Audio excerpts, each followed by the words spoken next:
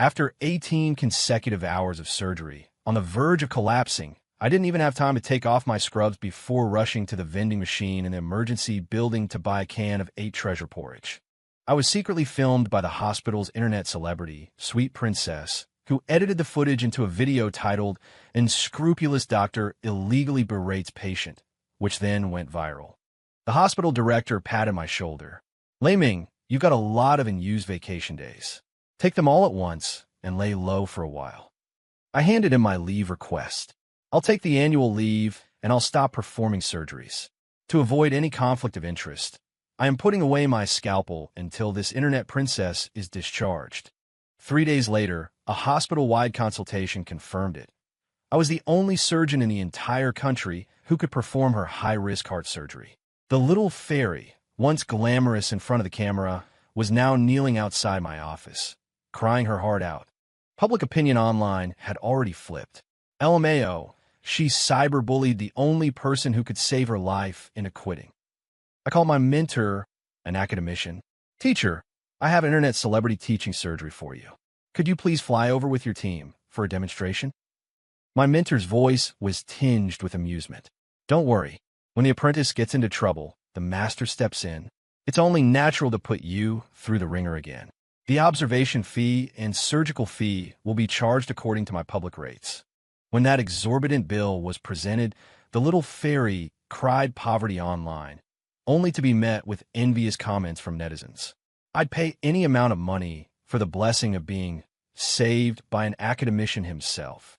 She completely broke down. "Do you have any idea that most of the costs for flying in an academician and his personal equipment aren't covered by insurance? 1. 8 Treasure porridge after 18 hours. Fine. Snowflake-like dots began to appear at the edges of my vision, like the noise on an old television with a bad signal. On the laparoscopic screen, the diseased heart, manipulated by minimally invasive instruments, continued to slowly and arduously reveal its complex and twisted reality. The calcified nodules on the aortic valve were like stubborn reefs. The fistulas on the coronary arteries, which shouldn't have been there, were like underground rivers, silently diverting precious blood and increasing the burden on the pulmonary circulation. 18 hours. No food, no water. It wasn't that I didn't want to, I couldn't. This combined operation, an emergency conversion to open-chest aortic valve repair and coronary fistula correction after a failed transcatheter aortic valve replacement, TAVR, attempt, had been a quagmire from the very beginning. The patient was a 72-year-old man with numerous underlying conditions. His blood vessels were in such poor condition they resembled weathered rubber tubing. Every dissection was a nerve-wracking process like treading on thin ice. My team and I were like a squad of sappers defusing a bomb on a microsculpture of a heart, our minds stretched to their absolute limit. High-concentration glucose was infused directly into my veins to maintain basic energy metabolism, but it couldn't deceive a stomach that was long, empty, and cramping, nor could it alleviate the rhythmic, bursting, dull ache in the blood vessels at my temples. Sweat continuously trickled down my brow, stinging my eyes. The circulating nurse, Sister Wong, had lost count of how many times she had stepped forward to gently dab the moisture from my forehead and neck with sterile gauze. Bipolar coagulation, low power, 3-0 proline suture with a pledget. My commands were short and hoarse, like sandpaper scraping against metal. The only sounds in the operating room were the faint clicks of instruments, the continuous hiss of the suction device, the steady and reassuring low-frequency beeps of the monitor, and my own increasingly heavy heartbeat and breathing. The air was filled with the faint, burnt smell of cauterized tissue, the cold scent of disinfectant, and an invisible, suffocating stillness. Finally, the last critical fistula was successfully closed. A test confirmed the shunt had disappeared. The result of the valve repair looked good on the transesophageal echocardiogram. I let out a soft breath that seemed to taste of rust. "Vitals?" I asked, my voice dry. The anesthesiologist, Old Chun, responded immediately. "Blood pressure 105/70. Heart rate 88. Oxygen saturation 100%. Pulmonary artery pressure is trending down. He's stable, Director Lei." Stable. Those 2 words were like the final floodgate, releasing the torrent of exhaustion that had been raging inside me. My vision went black for a moment, and I had to reach out to steady myself on the edge of the operating table. My fingertips touched the cold metal, feeling a slight tremor. Close the chest. Leave it to Deputy Director Zhang. I let go, trying to keep my voice steady. I'm going out for some air. 5 minutes. Dr. Li, you assist Director Zhang. Without waiting for a response, I turned. My surgical clogs felt unsteady on the smooth floor. Pushing open the heavy, airtight door, the relatively dry, cool air of the hallway hit me like an invisible wall. It made me shudder, giving my oxygen-deprived brain a moment of false clarity before I was swallowed by a more overwhelming wave of exhaustion and a sharp, twisting pain in my stomach. Hunger, cold, fatigue. The three sensations twisted together into a coarse rope, tightening around my throat and my thoughts. I had to replenish my energy immediately. It had to be something fast, high in sugar, something that could be absorbed directly. That one thought overrode everything else. The doctor's lounge is some distance from the surgical area, and there isn't always ready-to-eat food there. The nearest source of energy is the row of vending machines in the corner of the emergency hall. Inside, there's 8 treasure kanji, chocolate, and energy drinks. The sterile gown? I know the rules. You have to take off this potentially contaminated barrier when leaving the restricted zone. But to take it off, walk to the changing room, which is in another direction, change into my own clothes or scrubs, and then walk to the emergency hall. Those extra few minutes, my body might not withstand the next wave of dizziness. Severe hypoglycemia causes trembling hands and blurred consciousness. For a surgeon who has just finished an operation and still needs to remain vigilant to monitor the patient's post-op condition, that's a disaster. The pros and cons were brutally weighed by physiological instinct in a flash. My feet had already made the choice before my reason could. I subconsciously pulled the top of my mask higher, trying to cover more of my face, though I knew it was useless, and tightened the collar of my sterile gown, at least to prevent the light blue scrubs underneath, already soaked with sweat, from being directly exposed. Then, I walked towards the brightly lit, clamorous emergency hall. Passing through the connecting corridor, the unique clamor and wave of heat from the emergency hall hit me, forming an absurd contrast with the absolute silence of the surgical area. This place is the most direct exhibition hall of human suffering.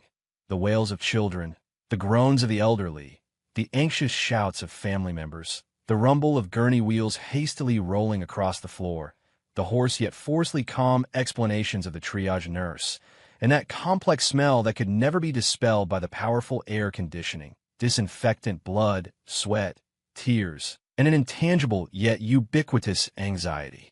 Like a fish swimming upstream, I moved through this mire of sound and emotion, heading purposefully towards the corner. Scan the code, pay. 2 cans of warm 8 treasure kanji rolled out. I picked them up. The warmth from the aluminum cans brought a sliver of feeling back to my icy fingertips. I leaned against the cold vending machine, lower my head, and tried to pry open the small pull tab with fingers that were somewhat stiff and numb. The first time it didn't open. My fine motor control had diminished due to the prolonged, delicate operation and the low blood sugar. Just as I was focusing my attention on the pull tab, a strange sensation crawled up my spine. It wasn't the anxious, searching gaze of a patient's family, nor the brief, acknowledging glance of a colleague. It was a stare, one that was precisely measuring, scrutinizing, and even faintly excited. Clammy, as if it had substance. I frowned and looked up. About 7 or 8 meters away, sitting on a blue plastic chair in the emergency observation area, was a young girl. Even in a place like a hospital, which tends to wash away all personal color, she stood out. Her long hair was styled in carefully managed soft curls that fell over her shoulders. She was wearing makeup. Although it was a bit faded and her eyeliner was smudged, the traces of mascara, blush, and lipstick were all there.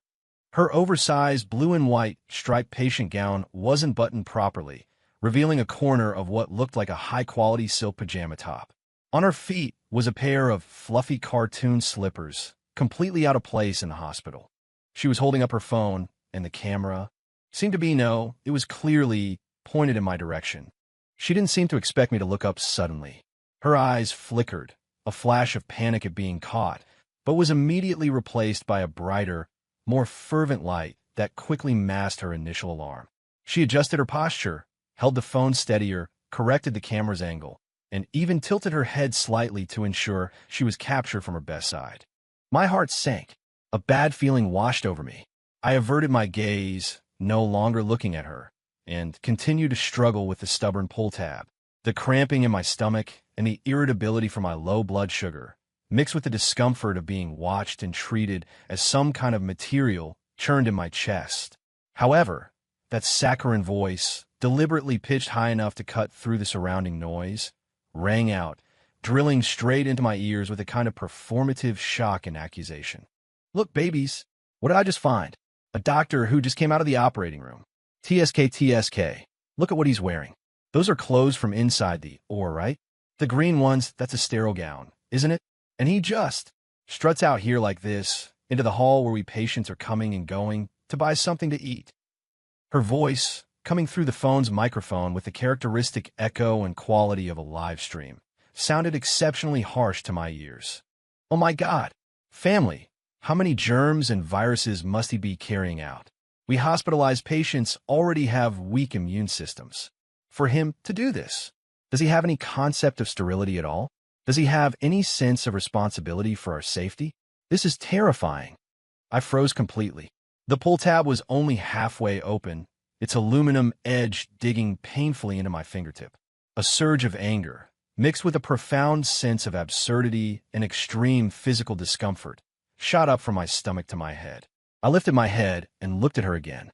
The expression on her face, a mixture of innocence, grievance, and self-righteousness, along with the barely concealed excitement in the depths of her eyes at discovering clickbait, made my stomach churn. I could see the dense, white bullet comments scrolling rapidly across her phone screen, like a swarm of bloodthirsty mayflies. "Are you sick?" The words escaped my mouth, uncontrolled. My voice, hoarse from thirst and long silence, was raspy and filled with an irrepressible irritation and coldness. Her eyes widened instantly, her pupils reflecting the pale, harsh fluorescent light above. It wasn't fear but ecstasy, the thrill of finally getting the explosive line, the excitement of a predator whose prey had walked into the trap. She even adjusted her phone slightly to ensure a clear audio recording. I took a deep breath. The cold, dry air of the corridor filled my lungs, bringing a needle-like sting that also reigned in a sliver of my nearly snapped sanity. I knew that with this kind of person, in this situation, any explanation was futile and would likely be twisted out of context into new evidence. But the suffocating frustration needed an outlet. "Well, if you weren't sick, you wouldn't be here either." I added the line, my tone as flat as if I were stating, "It's raining today." I knew, of course, that to her and her family in the live stream, these words would only be another mark against me. No longer looking at her face, so full of a desire to perform, I took the 2 cans of 8 Treasure Kanji and turned, striding toward the clearly marked medical waste bin a few steps away. Rip! I forcefully tore the ties at my back, ripped the sterile gown open from the front, stripped it off, and quickly balled it up. Without a second glance, I savagely and accurately shoved it into the opening of the bin marked infectious waste. The cold air instantly enveloped me without barrier. My sweat-soaked scrubs clung to my back, raising a fine layer of goosebumps and bringing a sudden clarity to my chaotic mind.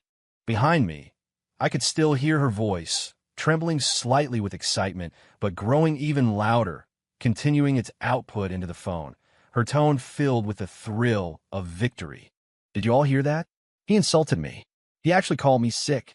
This is the attitude of our hospital's so-called master surgeon. When faced with a patient's reasonable questions, not only does he refuse to explain, he openly insults them. This has to be exposed. A doctor like this, with no medical ethics, who violates regulations, is unworthy of wearing this white coat. I've recorded it all. The evidence is irrefutable."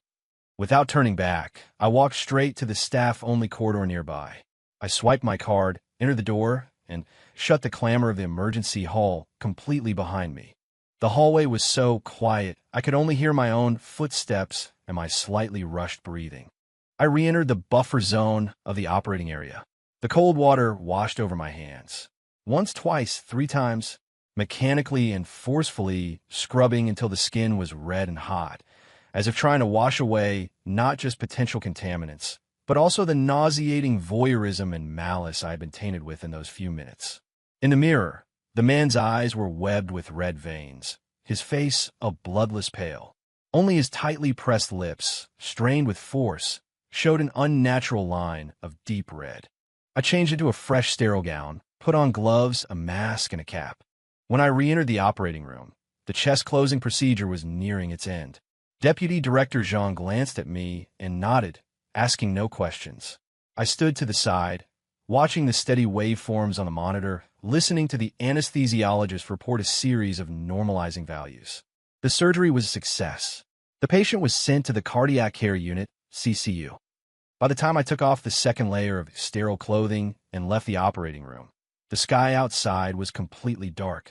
The corridor was empty, lit only by the faint green glow of the emergency lights. Exhaustion finally washed over me like a tide, but a cold, hard, heavy lump was lodged in my chest, making it hard to breathe. I knew it wasn't over.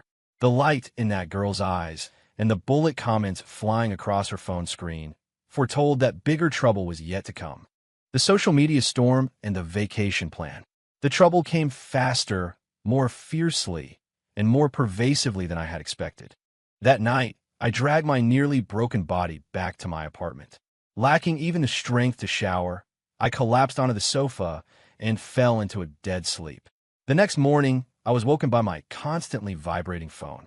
It wasn't phone calls, but a barrage of notifications from WeChat, text messages, various social media apps, and news alerts, exploding simultaneously like fireworks, dense enough to be alarming. I struggled to find my phone. The screen lit up, and the stacked notification previews on the lock screen were already piecing together the general outline of the incident. Hashtag star surgeon at XX hospital makes influencer cry. Hashtag surgical ganache streetwear.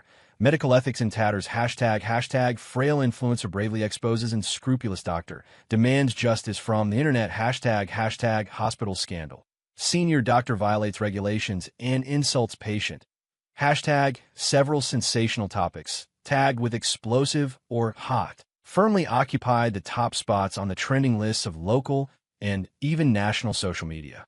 I clicked on one of the topics. Pinned to the top was a short video with an astonishing number of shares. The publisher's account name, Sweetie Princess, verified. Fashion and beauty/lifestyle blogger, followers, originally several 100,000, but a glance now showed it had skyrocketed to over 2 million. The video was clearly meticulously edited. It began with a side view of me in my conspicuous green sterile gown, leaning against a vending machine in the emergency hall. I was holding a can of 8 Treasure Kanji, my face weary, which probably looked cold and indifferent on camera, against the backdrop of a noisy emergency room environment. Then the camera cut, focusing on the pitiful, no makeup Tang Tiantian in her patient gown. She was asking in a tearful, syrupy, and aggrieved voice, "How many germs and viruses are you bringing out? Do you have any sense of responsibility at all?" Next, the frame switched back to me, a blurry but recognizable close-up of my face. The pixelation was very light. I looked up, frowned, and spat out that single phrase, "Are you nuts?" My voice was deliberately amplified, sounding particularly cold and harsh in the video. This was followed by my addendum, "You wouldn't be here if you weren't," delivered in a flat tone. But after the edit, paired with a close-up of Tang Tiantian's instantly hurt and disbelieving expression, it became the epitome of mockery and contempt. Finally, there was a shot of my back as I turned and walked toward a trash can, tearing off the sterile gown. The camera cut off abruptly here. It didn't show me properly disposing of the medical waste, nor did it show me immediately returning to re-sterilize. The entire video was fast-paced and highly inflammatory. The accompanying text was even more incendiary. Witnessed a renowned doctor commit a serious violation during my hospital stay, wearing a sterile operating room gown into a public area to buy food. And when faced with a patient's reasonable questioning, he resorted to verbal abuse and public insults. Utterly disheartening. How can anyone trust a doctor like this? Isn't the hospital going to do anything? At XX Hospital, at HealthXX, at Medical Administration Bureau. Please share. Please pay attention. Give patient back a safe environment. The comments section had long since been overrun. The top voted comments were a uniform chorus of angry denunciations. My God, is this a white-robed angel who saves lives? Where are his manners? Look at that impatient expression on his face. He must bully patients all the time. Sweetie is so brave. Having to endure this while being sick, my heart aches for her. Wearing a sterile gown out? This is practically joking with patients' lives. He must be severely punished. The hospital needs to come out and give an explanation. Why keep such a black sheep around for the holidays instead of firing him? Dox him. Expose him. Let him face social death. Is it just me, or is this doctor kinda handsome? Too bad his character is rotten. Person above, does your moral compass follow good looks? Get lost. There were also a few scattered voices attempting a rational analysis, but they were quickly drowned out. Was this video edited to cut out the beginning and end? The doctor looks exhausted. Didn't he take the clothes off afterward? It looked like he threw them in the medical waste bin. I don't know the specific rules, but doctors are human too. It's understandable if he was starving after consecutive surgeries, right? Understandable? Are you a paid commenter? Rules are rules. Does being tired give you the right to break rules? To curse at people. This influencer is wearing makeup and using beauty filters to shoot videos in the hospital. Is she really sick or just faking? But these faint dissenting opinions were not even ripples in the face of the surging tide of justice. Tang Tiantian's account became the eye of the storm. She posted several more updates. A long-form text post tearfully detailing the incident with added embellishments. A strong selfie in her patient gown, eyes slightly red, looking utterly pitiable, and a live stream announcement claiming she would bravely stand up and expose the injustice within the medical system. Her follower count was growing at a crazy, visible rate, and screenshots showed astounding amounts of money being donated during her live streams. She had practically become a hero fighting against authority, a voice for all vulnerable patients. The storm quickly spread from online to offline. The hospital's official website message board and the director's mailbox were flooded with harshly worded questions and insults. The several contact numbers released by the propaganda department had been ringing off the hook since morning. The young lady answering the calls had a hoarse voice, repeating the same monotonous official line. "We are currently investigating and will handle it seriously." To little effect. What was worse, some of the patients or their families I had treated in the past, who had been very grateful to me, also received anonymous harassing calls or text messages. The content was nothing more than heart-wrenching words like, "That Dr. Lei Ming you went to is an unethical doctor who violates regulations and curses at people. Do you regret it?" Or, "How dare you trust a surgery performed by someone like him?" Although most of my old patients didn't believe it, and even comforted me in return, this pervasive malice still sent a chill down my spine. I tried to return to the hospital to work normally, but the atmosphere was clearly different. The young doctors and nurses in my department looked at me with worry, sympathy, and a barely perceptible avoidance.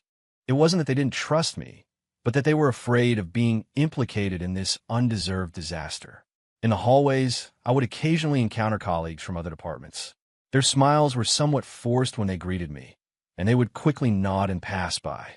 On several occasions, head nurse Wang pulled me aside and told me in a low voice that the night security guard had noticed a strange face wandering the corridors of my office floor in the early hours of the morning, holding a phone and taking several pictures of my nameplate.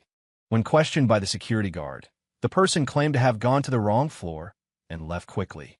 The violence on the internet was trying to break through the virtual boundary and seep into reality, bringing with it a cold, shadow-like pressure. "Lei Ming, come, have a seat." The vice president's office was filled with smoke. Both President Zhou Qiming and Vice President Liu Zhenbong, who was in charge of medical affairs, were there. President Zhou, nearly 60 with graying hair, was a senior figure in the domestic cardiac surgery field. He usually had a kind and benevolent demeanor, but at this moment, his brows were tightly knitted, the cigarette between his fingers had a long ash that he had forgotten to flick off. Vice President Liu was relatively younger, but his face was also grave. On the screen of the tablet spread open in front of him was the pause video of Tang Tiantian's post, which had a terrifying number of shares. A heavy, almost stagnant air filled the office. "We are all clear about the situation." President Zhou finally spoke, his voice hoarse and deeply fatigued from a sleepless night. "Both old Liu and I have heard from the people in the operating room about your situation at the time. 18 hours without food or water, and you still had to handle such a complex situation. Anyone would have been exhausted. The hospital's scheduling system, the guarantee of doctors' rest, we in the management are responsible. We need to reflect and improve." He paused, took a deep drag of his cigarette, and slowly exhaled. "But, Lei Ming, regulations are iron laws, they are red lines. Leaving a restricted area while wearing sterile scrubs and entering a public environment like the emergency hall, no matter how short the time or how valid the reason, from the perspective of rules and regulations, it is a violation in black and white. This point has now become the strongest card in their hand and the most powerful entry point for public opinion to attack us." Vice President Liu took over the conversation, his tone hurried and filled with obvious anxiety. "Public opinion is now completely one-sided. The pressure is immense. It's not just the scolding online. The Health Bureau and the Health Commission called this morning, demanding that we immediately investigate the situation, handle it properly, report back in a timely manner, and eliminate the negative impact. Many colleagues in the hospital, including some in administrative positions, have been subjected to varying degrees of harassment and questioning. The normal working order has been severely disrupted. If this continues, morale will plummet, and medical safety will be compromised." I sat on the chair opposite them, my back straight, my hands on my knees, my fingertips cold. The block of ice in my chest seemed to have expanded, the coldness seeping into my limbs and bones. I knew that everything they were saying was true, and it was the pressure the hospital management had to face. But I didn't know what to say. Explain the emergency of hypoglycemia and nearing fainting? Explain that the sterile scrubs had been properly discarded and I had immediately re-sterilized? In the face of the edited video and the inflammatory public opinion, these explanations were pale and powerless, and might even be misinterpreted as quibbling.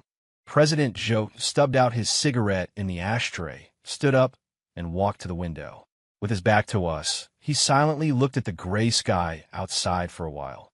After a long time, he turned around, his eyes on me complex, filled with pain, helplessness, a senior's concern for a junior, and something deeper, something of understanding. "Lei Ming." He walked back to his desk, his tone softening, carrying a sense of attempting to soothe and protect. "You're the one I'm most optimistic about among the younger generation in the hospital. Your skills are solid. You're willing to study. You have courage. The future of cardiac surgery will sooner or later rest on your shoulders. We old folks can't just watch you be dragged down by this matter and have your future ruined." He picked up a document on the desk and pushed it in front of me. It was a proposal for Dr. Lei Ming's long-term leave arrangement draft. The hospital held an emergency meeting, and after a long discussion, we came up with this preliminary plan. Dean Zhou's voice was heavy, but he tried to keep it gentle.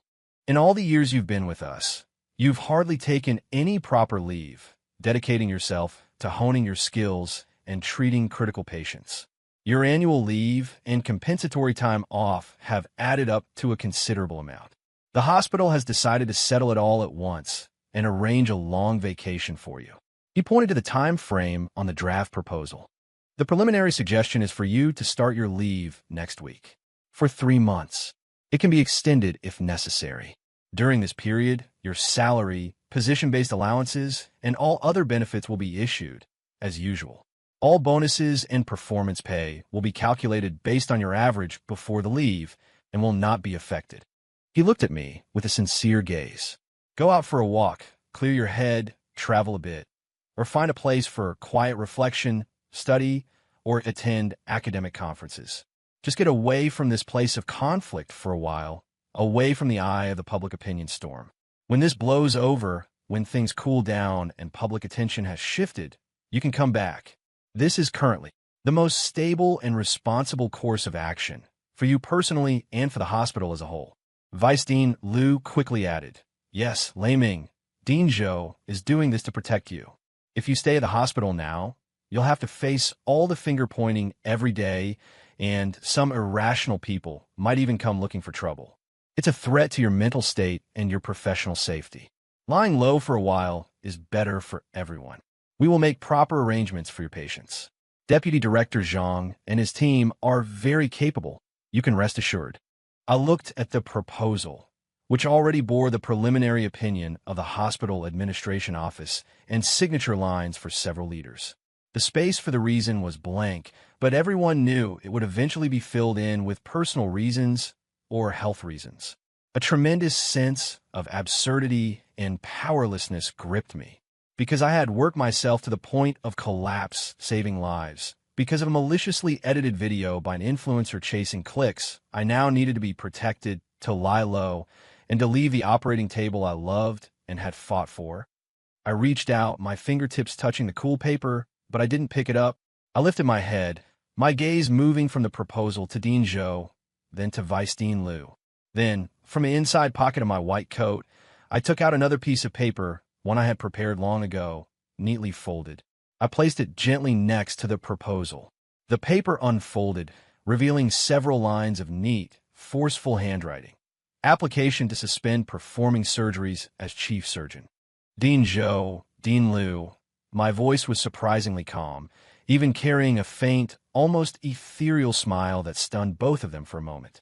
I appreciate the hospital's kind intentions. I accept this long-term leave arrangement. Dean Zhou and Vice Dean Liu visibly relaxed, their tense shoulders slumping slightly. But I continued, enunciating each word clearly.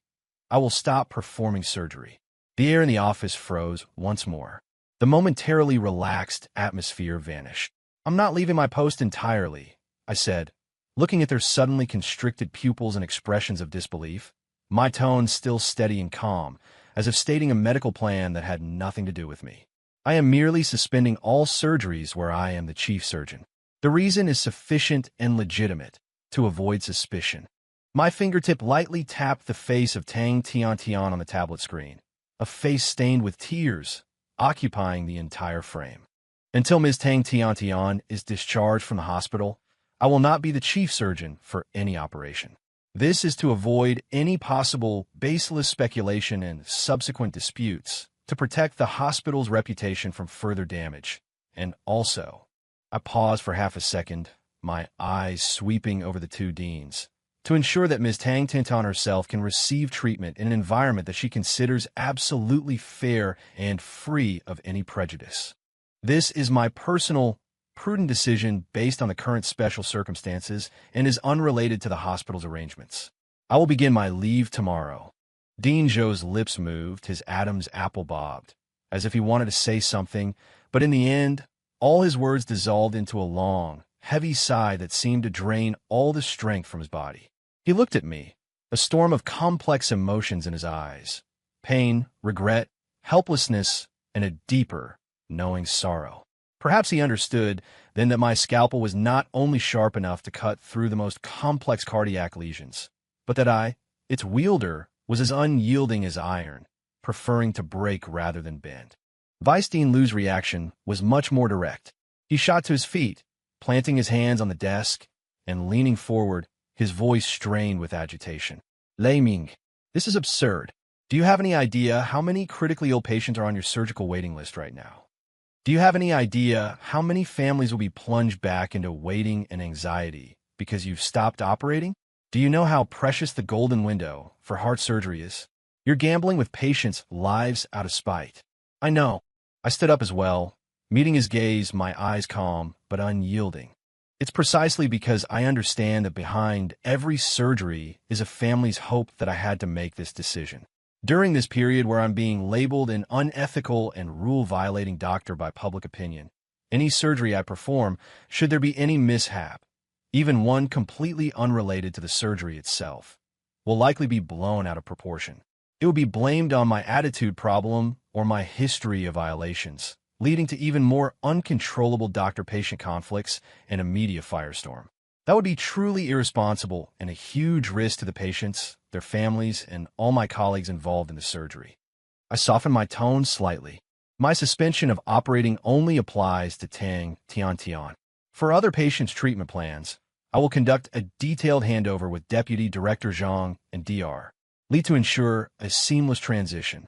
I have complete faith in their abilities. As for being spiteful, a cold, sharp smile touched my lips. Director Liu, if I were truly being spiteful, what I should be doing right now is holding a press conference, releasing the full surveillance footage, and suing Tang Tiantian for slander, not standing here, accepting a leave of absence, and proactively proposing to avoid suspicion by stopping my surgeries. Deputy Director Liu was struck speechless by my words, his face flushing red. His mouth hung open, but he couldn't find a single word to rebut. Director Zhou waved a weary hand, signaling for us both to sit down. He rubbed his throbbing temples, his voice hoarse. Do as he says. Inform the operating room, the anesthesiology department, and the cardiac surgery department to adjust Director Lei Ming's upcoming surgical schedule. His leave application.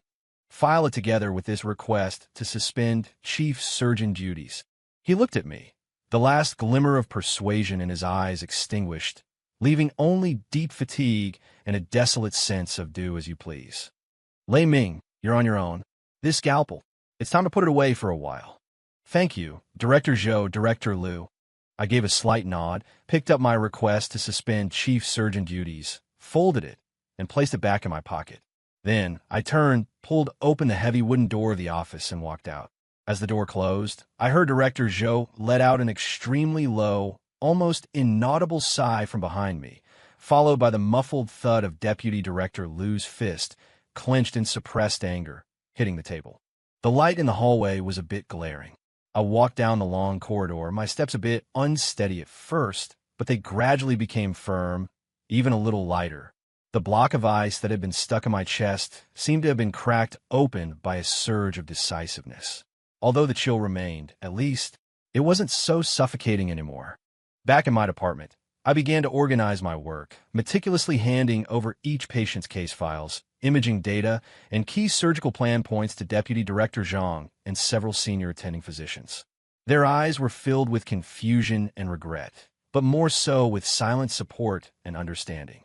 No one asked any questions. They just diligently recorded every detail. Director Lei, don't you worry. Go get some rest. We've got this. Deputy Director Zhang clapped me on the shoulder, the gesture firm and heavy. I nodded. In the afternoon, I formally submitted my leave application and that special declaration to suspend chief surgeon duties.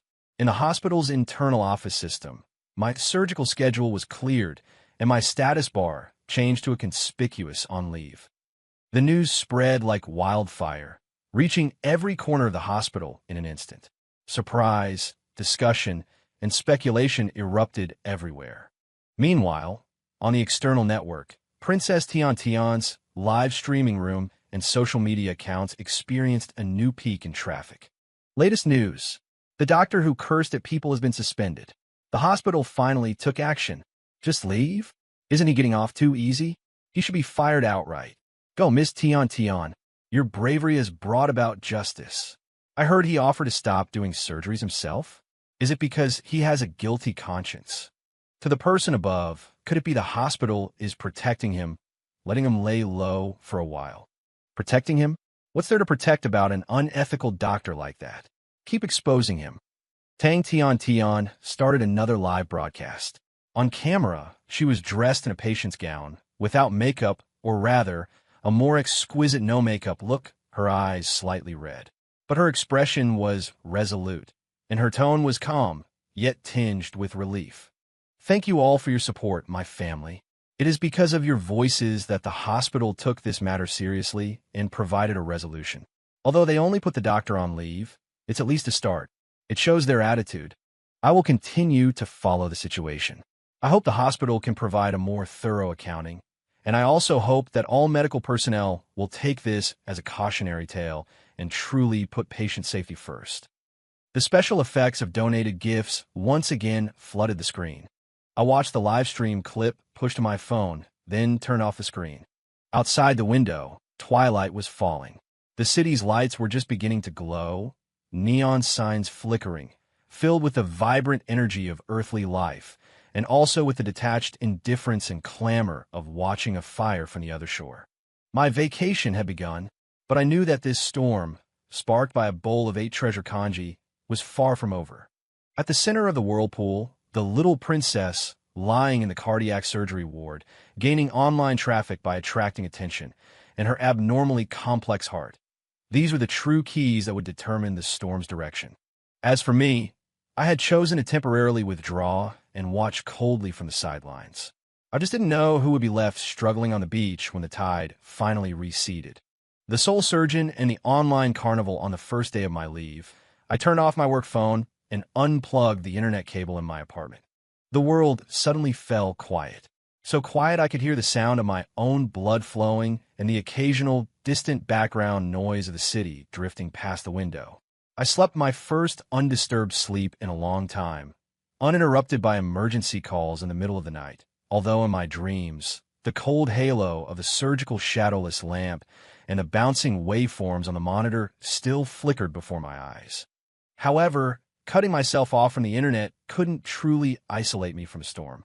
The storm had already formed, and it was accelerating on its own trajectory, its pull growing stronger and stronger. Tang Tiantian's rights-defending live stream didn't stop because of my leave. On the contrary, it became even more high-profile due to her phased victory. She seemed to have completely forgotten she was a cardiac patient in need of quiet rest. The live streaming room had become her new main battlefield. The content quickly expanded from simply crying about her ordeal to exposing the hospital's hidden internal rules, commenting on the service attitude of other medical staff, and even popularizing medical knowledge she only half understood, all with a confident tone, as if she were a medical supervisor and patient advocate. Online traffic gathered and swelled around her like a snowball. Her follower count broke the 5 million mark. Her live streams regularly drew hundreds of thousands to over 1 million viewers, and the amount of money she received in donations was staggering. Some marketing accounts and independent media outlets keenly sensed the formula for virality and jumped into the fray, either deep diving into my background, which was nothing more than cliches like graduating from a top university, studying under a renowned mentor, being highly skilled but arrogant, or analyzing the loopholes in the hospital's management, or creating and resharing highly inflammatory short videos. For a time, Little Princess Tiantian Bravely Fights and Scrupulous Doctor became a popular online drama series, with new plot points every day, attracting countless onlookers. Scattered but increasingly clear dissenting voices also began to appear online. Some independent media, from the medical industry and doctor bloggers, started to speak out, analyzing the regulations for sterile areas from a professional standpoint, explaining the physiological limits faced by surgeons during long operations, and questioning the integrity of the video edit. Do they dare release the full surveillance footage? How? Is editing clips to only show what's favorable to you any kind of evidence? Doctors are flesh and blood too. After an 18-hour surgery, would it be more responsible for him to collapse from hypoglycemia by the operating table? Putting the facts aside for a moment, this influencer is wearing exquisite makeup and live streaming constantly during her hospital stay. Is she really here for treatment or to put on a show? Latest inside news that Dr. Lei is a top gun in cardiac surgery. He's the one who takes on many of the surgeries others don't dare to touch. So being skilled means he can break the rules? That he can curse at people? The way the poster above is trying to clean this up is pathetic. Rules are rigid, but people are flexible. Under that kind of extreme physiological stress, keeping himself from passing out so he could continue to save others is, in my opinion, understandable. Oh, so now it's understandable? Next time, will murder and arson also be understandable? Rational discussions often quickly devolved into sharp-tongued flame wars between opposing sides. The side supporting the doctor was labeled medical troublemakers, paid shills, and vested interests, while the side supporting the influencer was decried as ignorant, easily manipulated, and an online mob. The arguments between the two sides further boosted the topic's popularity, drawing in more people who were originally uninterested, either to watch the drama unfold or to pick a side. Interestingly, as the discussion deepened, a new trend in public opinion began to quietly emerge: the Schadenfreude crowd. Fight! Fight! I love watching professionals and influencers tear each other apart. I don't care who's right or wrong. This drama is ripe and juicy, and I'm enjoying every bite. I feel like this influencer is overplaying her hand. She's blown this thing up so much. Does she really think the hospital will let her get away with it? Waiting for the plot twist. According to the usual script, this kind of arrogant influencer always ends up getting taken down a peg. Latest spoiler. I heard that influencer's heart condition is super complicated, and the surgery is extremely difficult. For real? Spill the details. Sticking around for the sequel. Already following this drama. These love to watch the drama unfold. Comments gradually took over the top spots in the comment section of Tang Tiantian's latest social media update. Underneath her post about believing in justice, the top-like comment had become, "Justice may be delayed, but the chief surgeon is already on vacation. Little miss, who's going to do your surgery?" Dog head emoji. A subtle, collective mood of mockery and anticipation for the drama to come began to permeate cyberspace. As for me, after being offline for 2 days, out of professional habit and concern for the several critical patients I'd handed over, I couldn't resist connecting to the internet again. I logged into the hospital's internal system to check the patient's latest monitoring data. It was then that I saw the news that had been circulating in a small circle within hospital, but was clearly becoming impossible to contain. Tang Tiantian's preoperative hospital-wide consultation was held yesterday afternoon. Top experts from cardiac surgery, anesthesiology, radiology, the intensive care unit. All relevant departments were present. The meeting lasted from 2 in the afternoon until 7 in the evening. The discussion was exceptionally intense.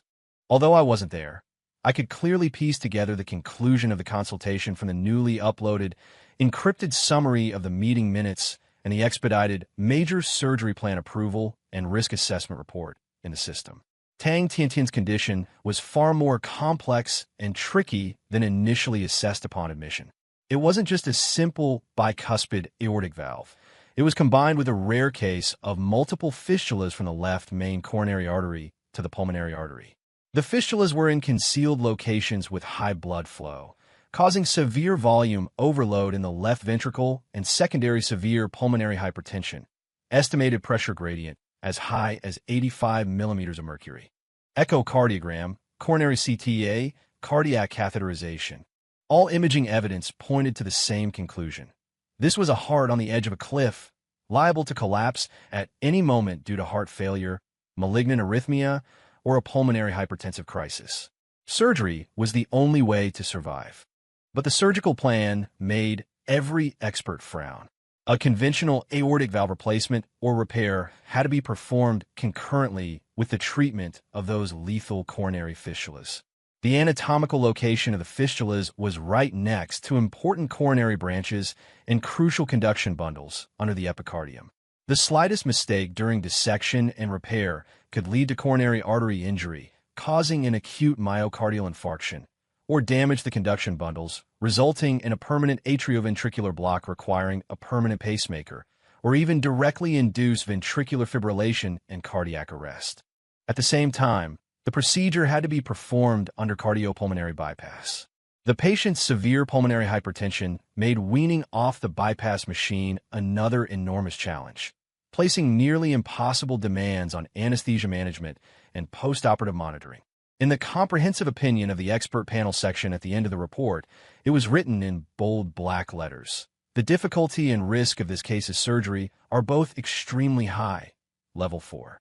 Based on current data, it is estimated that there are no more than 5 medical centers in the country with the mature experience and confidence to independently complete this type of combined surgery, and the number of core chief surgeons is estimated to be no more than 10. The very next line read, "Considering our hospital's current technical capabilities and equipment, and after an anonymous vote and full discussion among the attending experts, it is unanimously agreed that the only physician who possesses the ability to independently perform this surgery as the chief surgeon with the greatest chance of success is Director and Chief Physician of Cardiac Surgery, Lei Ming." The words "the only one" were even followed by a bright red asterisk, as if to emphasize their indisputable weight. Below that was another line in small print. Attempts have been made to contact several other renowned domestic experts. List attached.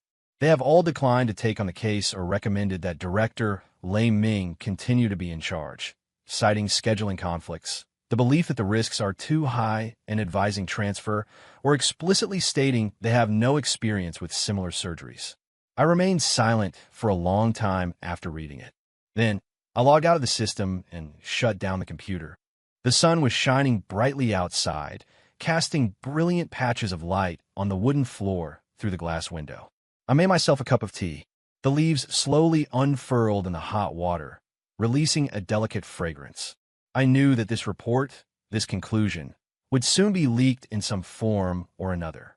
In today's internet age, a hospital's firewall can't stop the prying of those seeking traffic or harboring ulterior motives. This was especially true when Tang Tiantian herself and her team were constantly watching and possessed a vast intelligence network, her fans.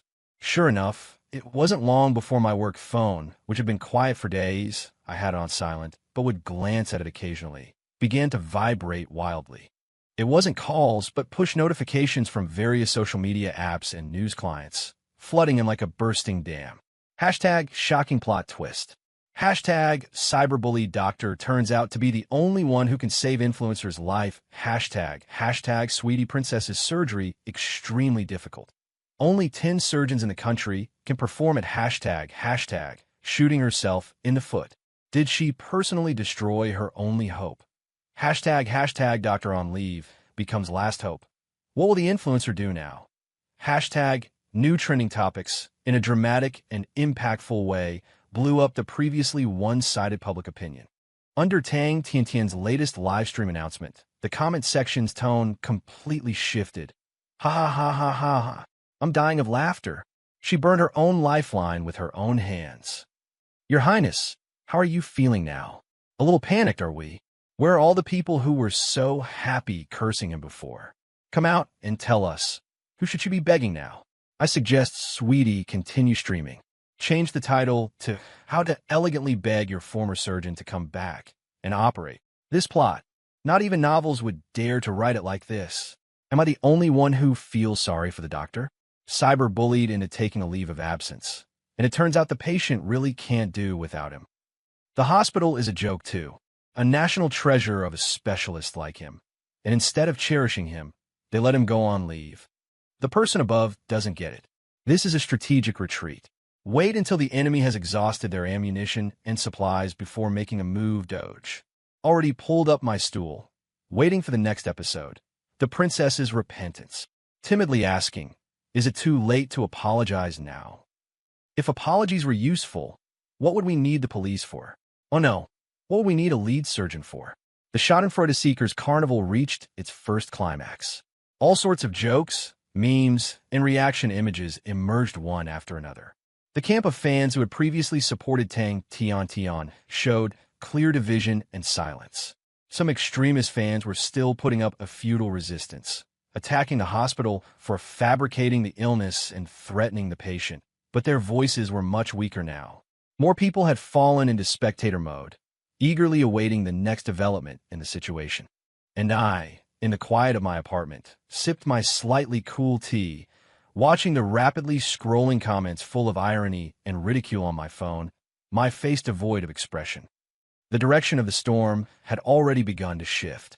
From a simple crusade against an unethical doctor, it had turned into a collective spectacle and mockery of the influencer who brought this on herself. But this wasn't enough. What would be the reaction of Tang Tiantian, the one at the center of the vortex, lying in her VIP room, having just learned of this terrible news? I put down my teacup, walked to the window, and looked at the bustling traffic and crowds on the street below. An answer would come soon enough. The wailing in the hallway and the overseas call. Tang Tiantian's reaction was more intense, more unseemly than I had imagined. It was said that the director of cardiothoracic surgery himself had taken a summary of the approval and risk assessment report for a major surgical procedure to the VIP room to inform her and her family. At the time, besides her parents, her cousin, who also served as her manager and ran her social media accounts, was in the room. The versions of the story that got out varied, but the core scene was largely the same. At first, Tang Tiantian was in disbelief, repeatedly questioning, is there a mistake? Are you people at the hospital ganging up to lie to me? Did that layman give you some kind of benefit? When the director of cardiothoracic surgery presented the thick stack of imaging data and expert signed opinions, and clearly stated that they had already tried to contact specialists at other hospitals, all of whom had politely declined, her face began to turn from red to white, then from white to ashen. Then came the hysterical outburst. She smashed the water glass on the bedside table, swept the pills the nurse had just brought onto the floor, and screamed at the director of cardiothoracic surgery and the head nurse who had rushed over. She incoherently cursed the hospital for being black-hearted, money-grubbing, and conspiring to harm her, and cursed me for being sinister, vindictive, and watching her die without helping. Her parents tried to calm her, but were pushed away. Her manager cousin stood to the side, on the phone with a grim expression, seemingly trying to find other channels, but clearly with little success. The peak of her breakdown was when she suddenly seemed to remember something, leaped from the bed, not at all like a patient with a serious heart condition, barefoot, wearing her silk pajamas, with a crooked patient gown thrown over it, pushed past the nurses and her parents who tried to stop her, and sprinted madly out of the room, heading towards the cardiac surgery doctor's office. And so, it came to the scene that I, sitting in my quiet apartment, could hear through the subsequent descriptions of others. On the floor of the cardiac surgery ward where the VIP rooms were located, it was originally relatively quiet. Suddenly, a shrill, off-key, cracking wail approached from a distance, like a rusty saw brutally cutting through all the normal sounds in the hallway. Dr. Lei Ming, Jide open the door. Please, open the door. I was wrong. I truly know I was wrong. I'm not human. I'm an animal. I must have been blind. Tang Tiantian's hair was disheveled, her delicate makeup a mess of tears and snot. The sash of her silk pajamas had come loose, and her patient gown was askew, revealing half a shoulder. Heedless of her appearance, she scrambled and tumbled to the door of my director's office, which had been empty for days, and threw her body against the heavy, solid wood. Save me. You're the only one who can save me. No one else can do that surgery. I'm going to die. I'm really going to die. I'll kowtow to you. I'll pay you. I'll give you all the money I made from live streaming. I'll sell my house and car. I'll do anything you ask. Please. Jide. Father. Grandfather. Ancestor. Open the door. Thump. Thump. Thud. The muffled sounds of her body hitting the door, of her knees and forehead slamming against the cold, smooth marble floor, mingled with the even more desperate cries and pleas of her parents who had caught up to her. There were also the alarmed shouts and murmurs of the on-duty doctors, nurses, and other disturbed patients and their families, along with the hurried footsteps of security guards. In an instant, the entire floor erupted into chaos, like a pot of boiling porridge. Tian, don't be like this. Get up. We can talk this out. Her mother's voice, choked with sobs, tried to pull her up. Judith Dorley. The child knows she was wrong. You're a bigger person. Please save her. Miss Tang, please calm down. This is a hospital. Don't disturb the other patients. The head nurse tried to maintain order, her voice stern but trembling slightly. Get out of my way. All of you, get out of my way. I want to see Lei Ming. He has to save me. He can't just watch me die. He's a doctor. Tang Tian had completely lost her mind. With surprising strength, she shook off every hand that tried to touch her, clinging desperately to the crack of the door. Her nails scraped against the wood, making a grating sound that set one's teeth on edge as she continued to cry, beg, curse, and threaten in a voice so hoarse it could barely make a sound. When the security guard arrived and tried to pull her away, she struggled even more violently, screaming, "Don't touch me. You dare touch me. I'll post this online and let everyone see how your hospital treats patients with violence. Help! They're killing me." The scene spiraled out of control. These details were sent to me intermittently via WeChat by a nurse I knew in the department, her words still laced with fear. Apparently, someone in the crowd of onlookers had already secretly raised their phone. I sat on the sofa in my apartment, a professional textbook open in front of me, but I hadn't read a single word. The phone screen was lit, displaying the last message from the nurse. "Director Lei, whatever you do, don't come back. It's terrifying. Security has sent for backup, and I think they're going to call the police." I put the phone down and picked up the cup of tea next to me, which had gone completely cold. The icy liquid slid down my throat, taking with it the last bit of warmth and leaving my thoughts even clearer and colder. The uproar outside the door seemed to echo in my ears, traversing time and space. The desperation, fear, and remorse in those cries, along with the final, bluffing threats, were so real and ugly. I felt no sympathy. When she pointed her camera at me, deliberately edited the video, incited online violence, and enjoyed the profits of the traffic, she should have known that the backlash from manipulating public opinion could be more fatal than the disease itself. I picked up the other phone, my private one used only for emergencies, which had been silent for days. I turned it on, ignoring the flood of missed calls and message notifications that instantly poured in, mostly from hospital colleagues, unknown numbers, and even a few from the media. I went straight to the address book and found a number that was saved without a name, but was already etched deep in my mind. It was the private number of my mentor, academician Chen Jinan. He should be in the United States attending a top cardiothoracic surgery conference right now. I calculated the time difference.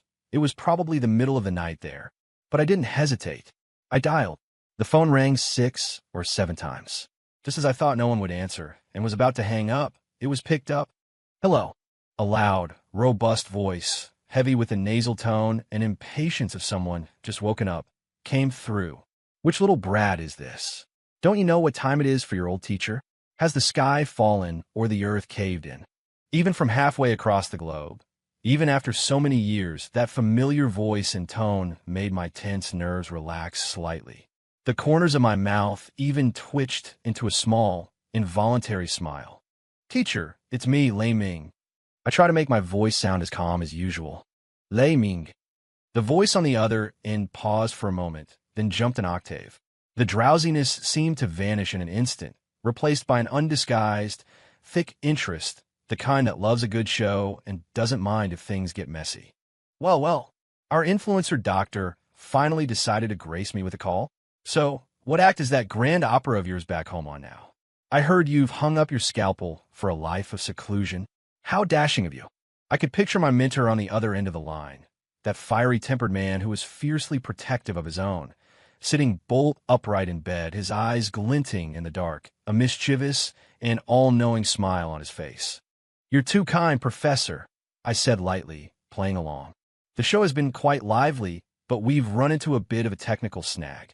I was hoping to ask you, our old guard, to come out of retirement, hold down the fort, and while you're at it, provide some rare teaching material for the junior fellows.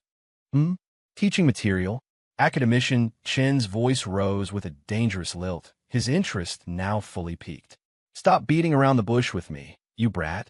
What kind of problem could possibly stump you? And teaching material. Tell me, does this have something to do with that influencer mess you've gotten yourself into? Your perception is as sharp as ever, Professor. I flattered him subtly. It is indeed related. We have a well-known internet personality here with a rather special condition. She needs an aortic valve repair combined with a complex coronary fistula repair with severe pulmonary hypertension. The surgery itself is extremely challenging and also has great teaching value. I paused, then continued in a steady tone.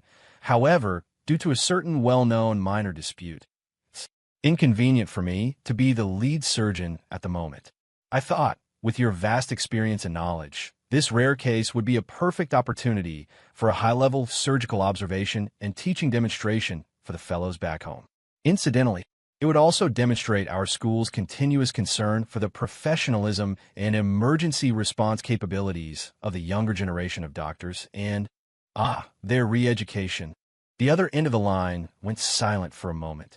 I could hear academician Chen's slightly heavy breathing, as if he were digesting the information in my words and quickly discerning the flavor of the situation. A few seconds later, an extremely loud, hearty, and even slightly chaos-loving laugh erupted from the receiver, making my eardrums buzz. Ha ha! Excellent. You got guts, kid. Teaching demonstration. Re-education. Well said. The excuse you found is seamless, righteous, and utterly impeccable. Academician Chen was laughing so hard he could barely breathe. All right, this influencer teaching surgery, I'll take it. It's the perfect chance to knock some sense into those arrogant little bastards back home. Let them see that there are always higher mountains to climb and to learn that one can escape an act of God, but not the consequences of one's own actions. Time. The patient's condition won't wait. The sooner, the better, I said. No problem. My conference ends tomorrow. I'll make arrangements and fly back with the team the day after tomorrow night at the latest. Academician Chun was decisive. Then, his tone shifted, becoming languid and meaningful, laced with the familiar calculation of an academic authority and a shrewd old doctor. However, Lei Ming, let's keep the accounts clear, even between master and student. Teaching is teaching, and surgery is surgery. Your professor is flying all the way back from the States with a top-tier team. The international travel expenses, lecture fees, consultation fees, surgical fees, equipment usage fees, and, most importantly, that mentorship fee and special re-education tutoring fee for a certain wayward junior you mentioned. We have to follow protocol, right? This is, after all, a service provided by a top-tier, international, interdisciplinary team of experts. Of course. I agreed readily, my voice calm. Everything will be handled according to your and the international top-tier medical team's protocol. After all, to be able to have you personally come for this international teaching surgery and targeted re-education, the fee itself reflects a respect for world-class medical knowledge, skill, and experience. It's also a reflection of our responsibility towards the patient's special condition and the special attention she commands. I paused slightly, as if carefully calculating, then named a figure, roughly 3 or 4 times higher than our hospital's standard fee for a similar procedure. I believe that's fair, reasonable, legal, and in line with market principles and international practice. 3 or 4 times. Academician Chen clicked his tongue on the other end, seemingly dissatisfied. You're still too soft-hearted, kid, too thin-skinned. But fine. Since it's our first time collaborating, I'll do you a favor and give that little princess a buffer, so she doesn't faint on the spot. We'll do as you said. 4 times the price. It's settled. His voice was filled with delight and the excitement of gearing up for something big. I'll have my assistant contact your hospital's medical affairs and finance departments right away to finalize all the contract details and the list of fees. Everything must be in black and white, with crystal clear terms. And you just wait for me back home and prepare the best liquor. This time, I'm determined to drink you into poverty. Of course, I will be awaiting your esteemed arrival, Professor, I replied with a smile. After hanging up the international call, I walked to the window and gazed out at the heavy night. The city was still ablaze with lights, the distant neon glow outlining the faint silhouette of the skyline. A storm stirred up by internet traffic and lies was finally about to reach its true climax, and the one directing this climax would be an absolute technical steamrolling and, under the rules, a reasonable and justifiable high price. I picked up the internal phone, the apartment landline, and dialed the number of the director of cardiac surgery. The phone rang several times before it was answered. The background was noisy, as if he were still dealing with the chaos Tang Tiantian had caused. Director, this is Lei Ming. I have a proposal regarding Tang Tiantian surgery. I skipped the pleasantries and went straight to the point. I just contacted my mentor, academician Chun Jinan. He happens to have a free window after returning from an overseas conference. I reported this special case to him, and he finds it to have significant teaching value. He's willing to personally fly over with his core team to lead the operation and treat it as a high-profile teaching demonstration. On the other end of the line, the director of cardiac surgery was clearly stunned by this sudden nuclear-level news. He was silent for a full 5 or 6 seconds before I heard a sharp intake of breath, followed by a response that was rambling and distorted with excitement. Chun, academician Chun Jinan. Really? Judith Dorley. You've invited academician Chun. Oh my God. This is wonderful. This is simply, I'll report to President Zhou immediately. No, I'll go report to him in person. The fees? The fees are no problem. As long as we can get academician Chun, no fee is a problem. This is a tremendous honor for our department, for our hospital. Director, please calm down. I interrupted him calmly. Academician Chen's assistant will contact the medical affairs department soon. They will discuss the specific fees and procedures according to standard protocols. I'm just making the proposal. Also, on the principle of avoiding suspicion, I will not participate in any specific procedures during this surgery. I will only provide some consultation on the patient's condition when necessary. For the rest, I'll have to rely on you and the hospital administration to coordinate. Understood. Understood. Don't you worry, Director Lei. Leave everything to me. You get some good rest. As long as Academician Shun is coming, everything can be worked out. This is fantastic. Fantastic. The cardiac surgery director's voice was still trembling with excitement as he repeatedly gave his assurances. After hanging up, I sat back down on the sofa and picked up the professional textbook. This time, the words on the pages seemed much clearer.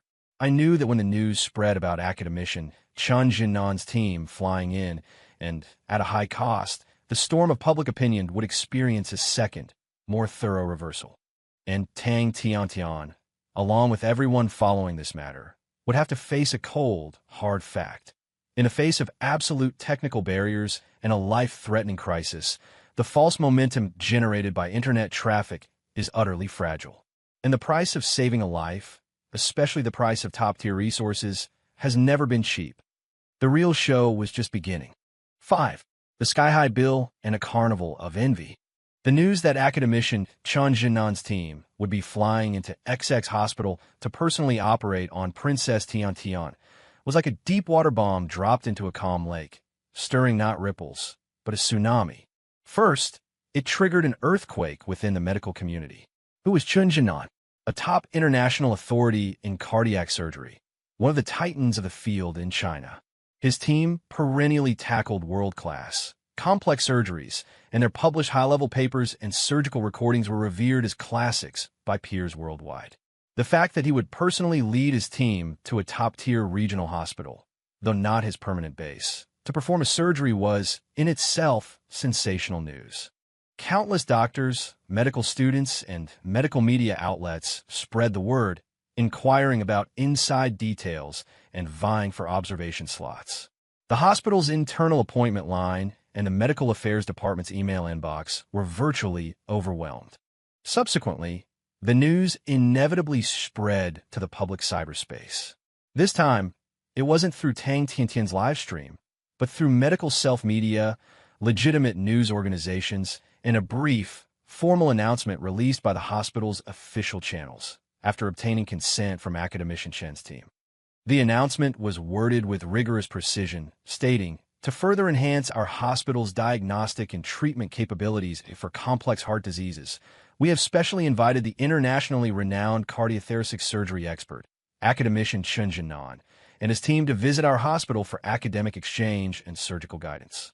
The part about how they will perform a highly difficult surgery for a patient with a complex congenital heart defect was mentioned only in passing. But everyone knew who this patient with a complex condition was. Public opinion completely exploded. The previous revelry of the drama seekers instantly escalated into a grand spectacle of the entire nation watching the descent of top-tier medical resources. Holy crap! Academician Chen Jinnan? Is it really the guy from the textbooks? What's the deal with this internet celebrity? How could you get a master of this level? Hey, you in the front, didn't you get it? It wasn't the celebrity who invited him. It was the hospital, or rather, the doctor who was cyberbullied, who called for backup. So, is this a case of you beat up the junior, so the senior shows up? Or is the senior here to back up the junior and teach some people a lesson? Whatever the case, getting to see Academician Chen perform a surgery in person makes this life worth living. I'm crying with envy to be operated on by Academician Chen himself. What kind of divine luck is that? Who was it that said that doctor had no connections or background? This background is hard enough to smash through the Earth's core. I wonder what mood sweet little princess is in right now. Does she feel like she came out ahead on this one? Came out ahead? You should see the latest leaked list of expenses before you talk. Yes, the list of expenses. Although the hospital and Academician Chen's team were tight-lipped about the specific amount, there's no such thing as a wall that doesn't leak, especially when the sum involved the coordination and special approval of multiple departments, medical affairs, finance, procurement, equipment, etc. Some vague figures and items began to circulate online, spread by insiders. There were many versions, but the core content was largely the same. Academician Chen's team's consultation and surgery fees at the standard of a top international expert. The service fees for the team members, including top experts in anesthesia, cardiopulmonary bypass, monitoring, etc., round-trip transportation via private jet or first class, and local reception costs. And the most crucial item, to ensure the surgery was absolutely foolproof, Academician Chen's team requested the use of the latest model of a certain high-end extracorporeal circulation machine, ECMO, extracorporeal membrane oxygenation, equipment, and intraoperative transesophageal ultrasound probes, none of which were widely available in the country. These had to be urgently shipped from the original manufacturer or borrowed from other partner hospitals, generating enormous fees for equipment use, transportation insurance, and on-site engineering support. When all these costs were added up, the total amount, according to those in the know, reached a jaw-dropping figure. It was several times, even more than 10 times, the average fee for a similar surgery in our hospital's cardiothoracic department. Moreover, a significant portion of it fell into categories like special needs medical services, special expert technical fees, and international cutting-edge equipment usage fees, which, according to current medical insurance policies, had extremely low reimbursement rates or had to be paid entirely out of pocket. As these fragmented pieces of information were pieced together, a new trending topic quietly emerged. Hashtag what sit like Yobiopert Dombin Academician hashtag, followed by the subtopic. Hashtag just a little pricey hashtag. Tang Tiantian's latest post. She had stopped live streaming for several days since learning of Academician Chen's requirements. Was a vague, grievance-filled, and suggestive complaint. Being sick is already so hard. I never thought I'd have to face so many unexpected pressures and difficulties. Sometimes I just feel so tired, so hopeless. Thank you to all the family and friends who truly care about me. And thank you to the fans who have always supported me. I will be strong. Heartbreak, tears. She tried to evoke sympathy again, but this time the comment section backfired spectacularly. Top comment. Don't cry, princess. Think about how you're about to be saved by an academician's own hands. That's a blessing money can't buy.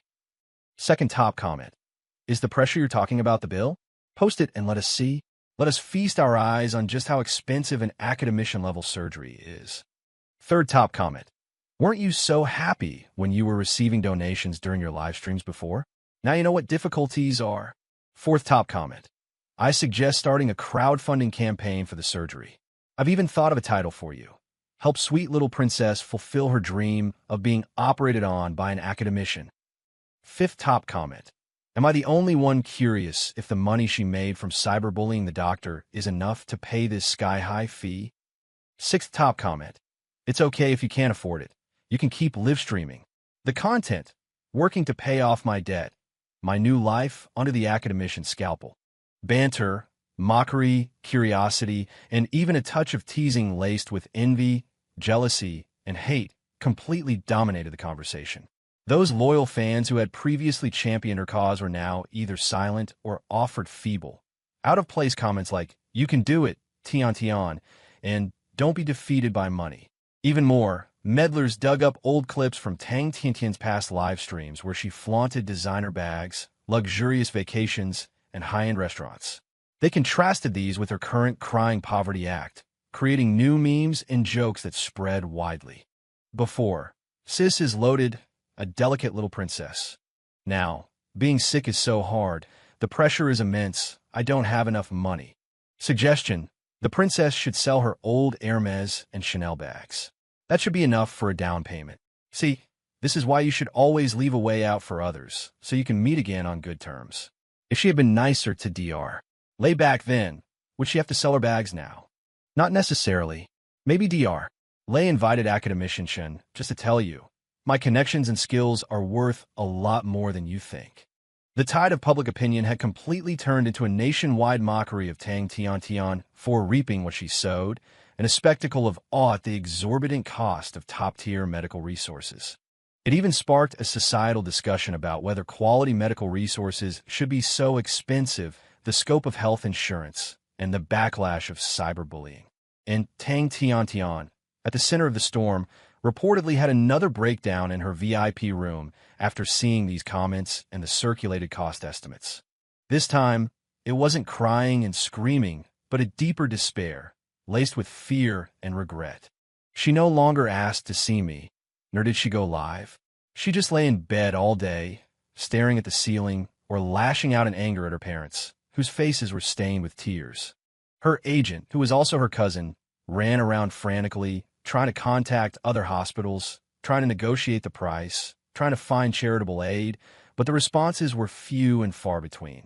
Faced with academician Chen Jinnan and the conclusion that he was the only one who could perform the surgery, other hospitals were even more reluctant to take on this hot potato.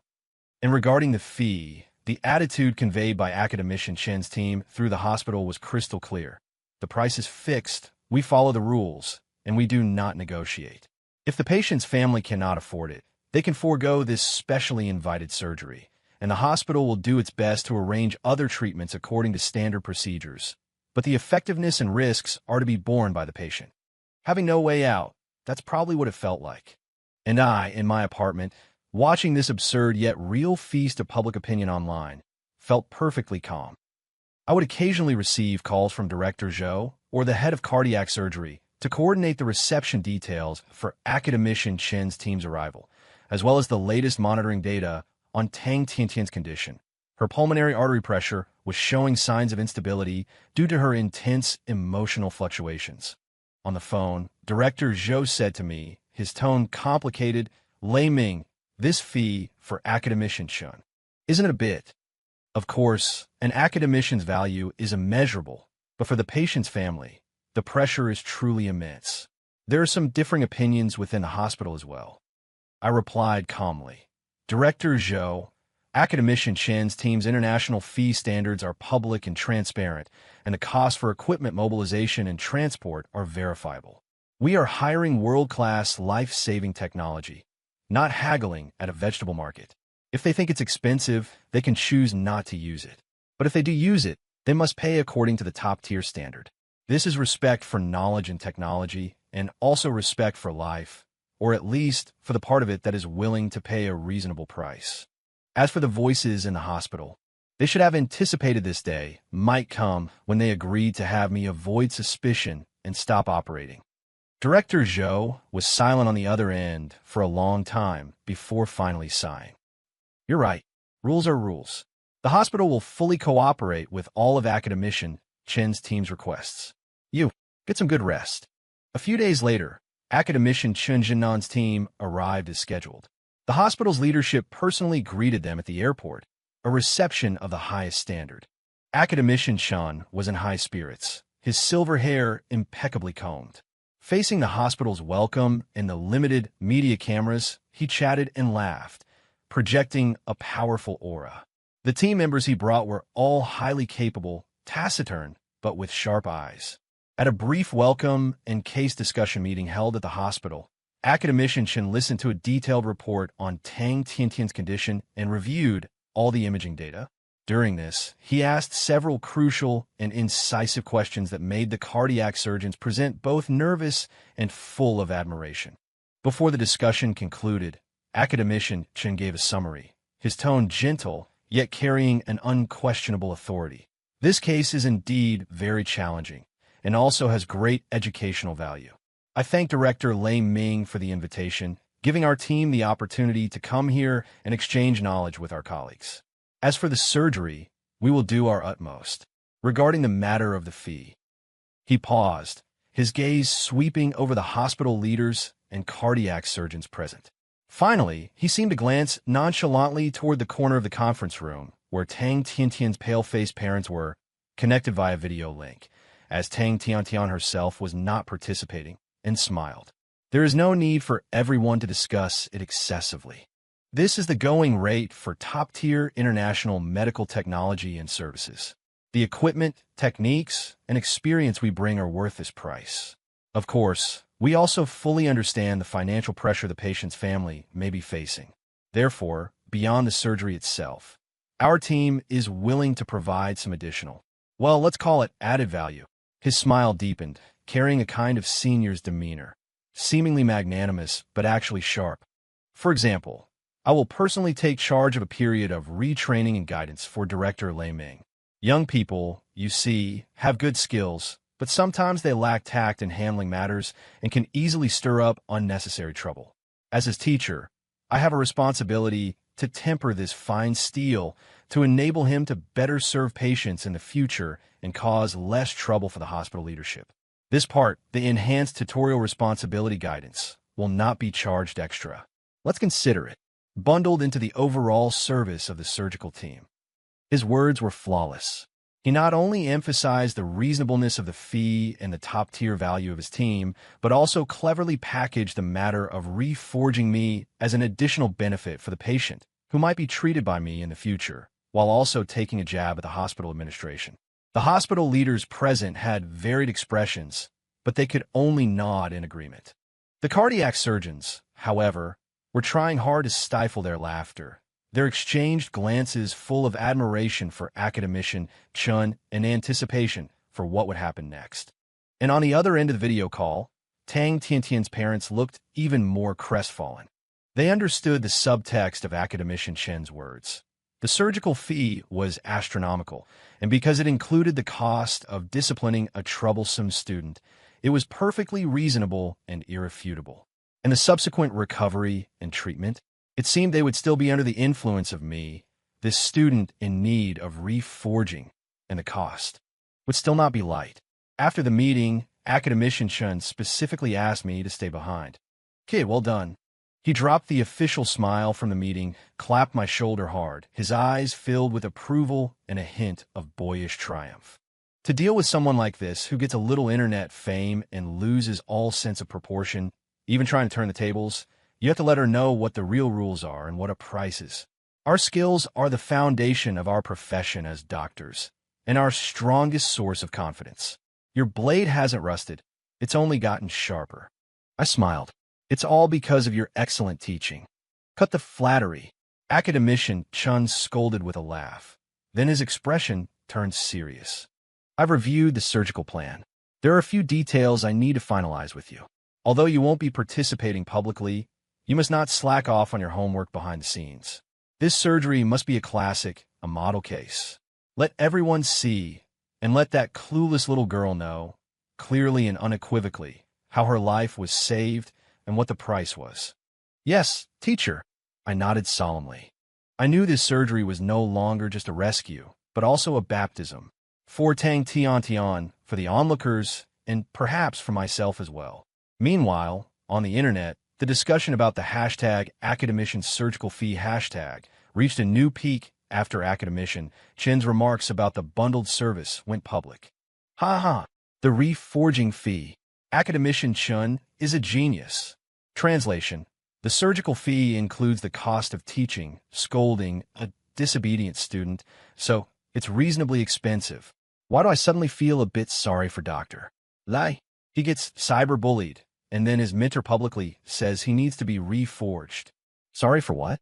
To be personally reforged by academician Chen is an opportunity countless doctors dream of. It's a perk, so the money is well spent. A buy one get one free deal, saving a life and educating a future famous doctor. Am I the only one who's concerned about whether that internet celebrity can actually afford it? She has to pay, doesn't she? Unless she really doesn't want to live. Awaiting the post-op livestream. Reborn, the one saved by an academician. The commenter above is a prophet. I'm out. The carnival continued. But mixed into the background noise of this revelry were real, heavy monetary figures and the cold, hard reality faced by a young girl and her family. The surgery was scheduled for 3 days later. Everything was ready. The day of the surgery. Early in the morning, the atmosphere on the cardiac surgery floor was completely different from usual. The air was thick with a solemn gravity, a mixture of tension and anticipation. The corridors were unusually quiet.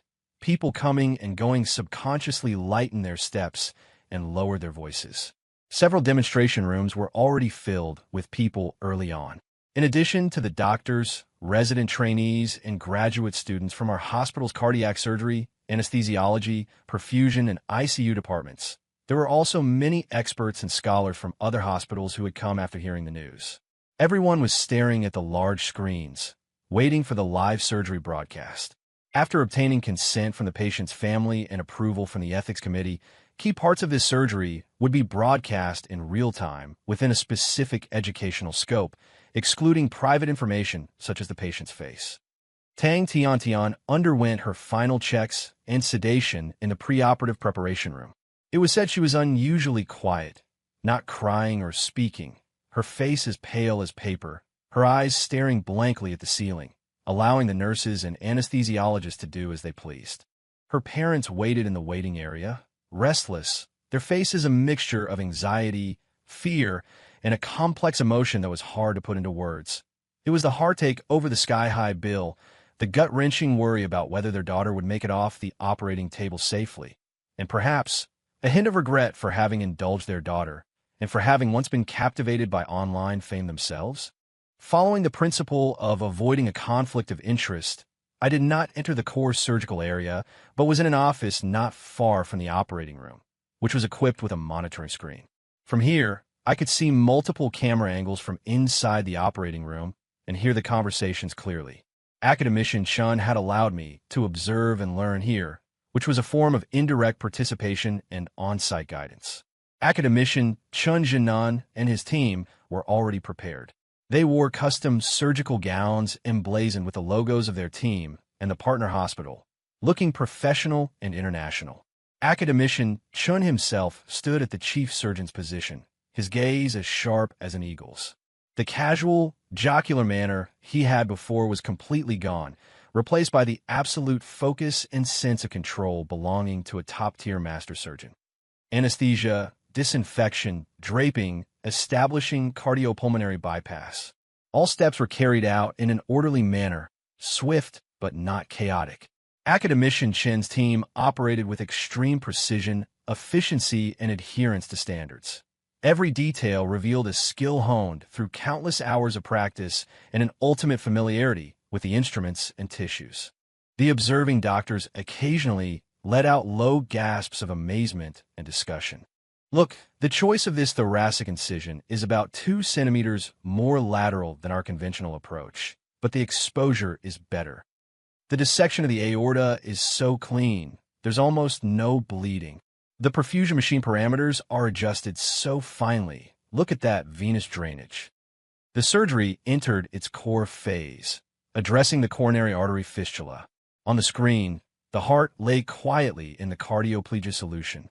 The aorta was opened, exposing the diseased valve and the twisted fistulas hidden deep within the myocardium under the shadowless lamp. This was the real test. Academician Chen's hands were as steady as a rock. He used specialized, ultra-fine microsurgical instruments under a magnifying lens, carefully separating the spiderweb-like fragile yet vital tissue structures around the fistula. His movements were small, yet each was precise and decisive, protecting the tissue to the utmost degree. His team members cooperated with tacit understanding, passing instruments, suctioning, and providing exposure like gears in a precision instrument. Time ticked by. The only sounds in the operating room were the slight clinking of instruments, the anesthesiologist's occasional reporting of vital signs, and academician Chen's extremely brief, clear commands. Blunt dissection here. Titanium clip small. 7-0 Prolene, double-armed needle. Irrigate, watch the temperature. The observing doctors held their breath. On the screen, the most hidden and dangerous fistula, the one from the left main coronary artery to the main pulmonary artery, was being meticulously dissected away from the myocardium and coronary vessels, then repaired and closed. Any tiny mistake could lead to catastrophic consequences. Finally, the last fistula was perfectly handled. Academician Chun personally inspected all the repairs, confirming there was no active bleeding and the shunt was gone. Next, he began the aortic valveplasty. His technique was equally exquisite. The trimming of the valve leaflets, the suturing, and the adjustment of the cooptation were nothing short of artistry. The valve test showed good function. Rewarming began, preparing to wean from cardiopulmonary bypass. This was the second critical point, especially given the patient's severe pulmonary hypertension. Academician Chen's team worked in close coordination with our hospital's anesthesiology and perfusion doctors, finally adjusting medications, fluid volumes, and ventilator parameters, slowly and steadily allowing the heart to resume beating while gradually reducing cardiopulmonary bypass support. On the monitor, the waveform changed from a flat line to a spontaneous, powerful beat. Blood pressure, heart rate, oxygenation, all indicators fluctuated within the expected range and eventually stabilized. Successfully weaned from cardiopulmonary bypass, the perfusionist reported. Vital signs are stable. The anesthesiologist confirmed. The heart is contracting strongly. No valvular regurgitation. No residual shunt at the fistula site. Academician Chen personally watched the results of the transesophageal echocardiogram and nodded. In the operating room, everyone breathed a sigh of relief. A sense of joyous success and immense relief permeated the air, though it remained restrained. The subsequent chest closure, hemostasis, and suturing were led and completed by a senior assistant from Academician Chen's team, with the same clean efficiency. The total duration of the surgery was even shorter than anticipated. The process was perilous, but the result was perfect. When the surgery concluded and the patient was stably transferred to the Cardiac Care Unit, CCU, fervent applause broke out in the demonstration room. It wasn't just for the success of a highly difficult operation, but also for the demonstration and teaching of top-tier surgical technique. I turned off the monitoring screen in my office, stood up, and walked to the window. Outside the window, the sun was bright, and the sky was a brilliant blue. The block of ice that had long been pressed in my chest seemed to have quietly melted a little at the moment that heart began to beat strongly again. No matter how much conflict, malice, or scheming had come before, at this moment when a life was successfully saved, the simple gratification and sense of accomplishment deep within me as a doctor could not be completely erased. But this did not prevent me from maintaining a calm, even cold, judgment on certain matters. The success of the surgery was only the first step. The subsequent recovery, monitoring, anticoagulation, anti-infection treatments, and management of potential complications. Every step was crucial, and every step continued to burn through money, especially the cost of the CCU, the imported specialized drugs, and the fees for Academician Chen's team's post-operative rounds and remote guidance. Tang Tiantian's family would face a bill that was continuously generated and constantly accumulating. As for her career as an internet celebrity, it remained to be seen whether it would fall silent after this series of storms, or if she could achieve a Nirvana-like rebirth and hype up a new topic. On the internet, news of the successful surgery was immediately released by the hospital's official channels. The wording was rigorous, emphasizing the technical contribution of Academician Chen's team and the hospital's collaborative support. Public opinion once again erupted. Amazing. Truly worthy of an academician. The surgery was a success. Congratulations. The process was convoluted, but the outcome is good. I hope Tian Tian can truly learn her lesson. Now the pressure is on the payment window. I heard one day in the CCU post-op costs as much as an ordinary person's monthly salary. Is the money she earned from donations before enough to cover a few days in the CCU? It's still, like I said, to be pulled back from the gates of hell by an academician. The money was well spent. Whether it's worth it or not, only the person paying the bill truly knows. There were voices of sympathy, but more were still jeers and laments about the expense of life.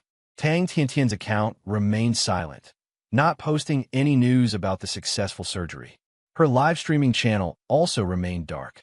A few days later, after completing several rounds and providing guidance during the critical post-operative period and confirming the patient's condition was stable, Academician Chen's team prepared to leave. The hospital held a simple farewell ceremony. Before departing, Academician Chen made a point of speaking with me again. This surgery was very successful, but it was only a technical success. Academician Chen looked at me and said, "For that girl and her family, the real ordeal may have only just begun. Financially, psychologically, and socially. Back then, when you chose to avoid suspicion by stepping away from the scalpel, leading me to perform this sky-high price surgery, besides striking back and setting a precedent, did you also want her and everyone like her to truly experience the price of certain things?" I was silent for a moment and didn't deny it. "Teacher, I just feel that some lessons can't be learned through lectures alone. You have to feel the pain yourself to remember it. A doctor's skill, time, and the risks they bear all have a price. Respect and trust are even more priceless, but they require a foundation. When she so easily destroyed these things with internet traffic and lies, she should have been prepared to bear the corresponding consequences. Academician Chan gave me a deep look and patted my shoulder. You've grown up. You have your own way of doing things. It may not be entirely right, but perhaps in this era, it is a way to protect yourself and also uphold the dignity of the profession.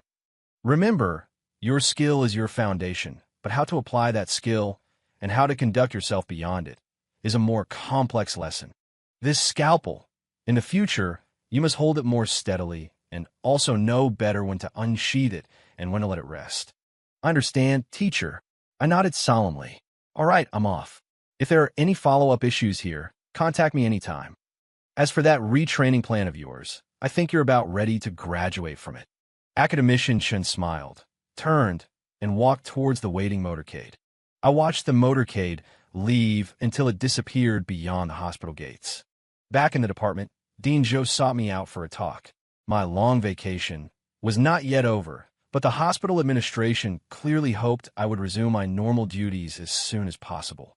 After all, there was already a large backlog of surgeries and patients who had come specifically for me.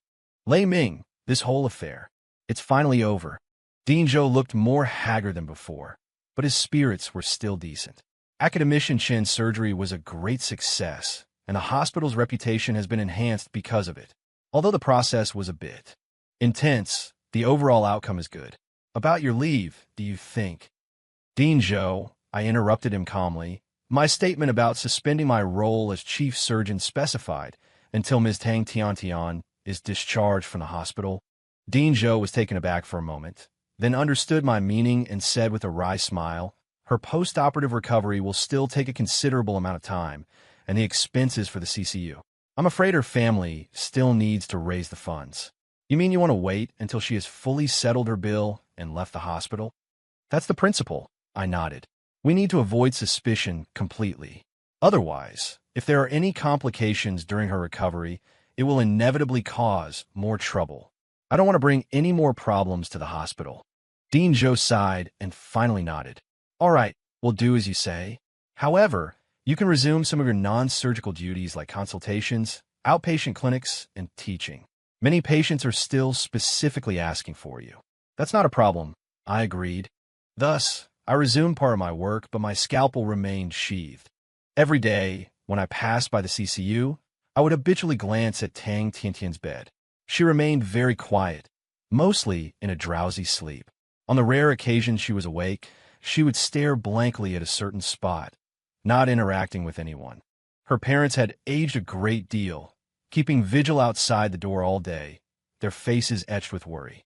Occasionally, they would whisper to each other, most likely about money. The online buzz gradually faded with the success of the surgery and Tang Tiantian's continued silence. New hotspots constantly emerged, burying the old topics.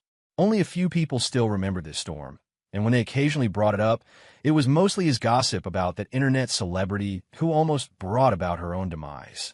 About a month later, Tang Tiantian's condition stabilized, and she was transferred from the CCU back to a general ward. Another 2 weeks passed, and after a comprehensive evaluation, she met the criteria for discharge. On the day of her discharge, there were no fans to greet her, no celebratory live stream, and not a single media outlet was notified. Her parents quietly handled the complicated discharge procedures and settled the thick stack of astonishingly high bills. It was said that they sold a house back in their hometown, and along with all their previous savings and the remainder of Tang Tiantian's live streaming income, they barely managed to clear the debt. Tang Tiantian herself, sitting in a wheelchair, pushed by her parents, kept her head down. She was bundled up tightly in a scarf and hat, passing quickly and silently through the hospital lobby. She got into an ordinary ride-hailing car at the entrance and disappeared into the city's traffic. There was no farewell, no word of thanks, and no apology. It was like an absurd drama that ended abruptly, leaving behind nothing but a mess of bills and the sighs and forgetfulness of the audience after the show. On the afternoon her discharge papers were finalized, I submitted an application to the operating room in my department to resume performing chief surgeon duties. The application was quickly approved. The next day, I stood at the operating table once again. The surgical light came on, and the feel of the instrument in my hand was familiar and reassuring. Before me was a child with a complex congenital heart disease who had been waiting for a long time. Let the surgery begin. My voice, calm and steady, came through the mask. It was as if nothing had changed, but I knew that some things were, after all, different. That blade was still sharp, but it seemed to have acquired an invisible, cold sheath. It would still strike at disease without hesitation, but towards certain things it would be more cautious and, also, better at keeping its distance. Outside the window, the sun was still shining, and my surgery continued.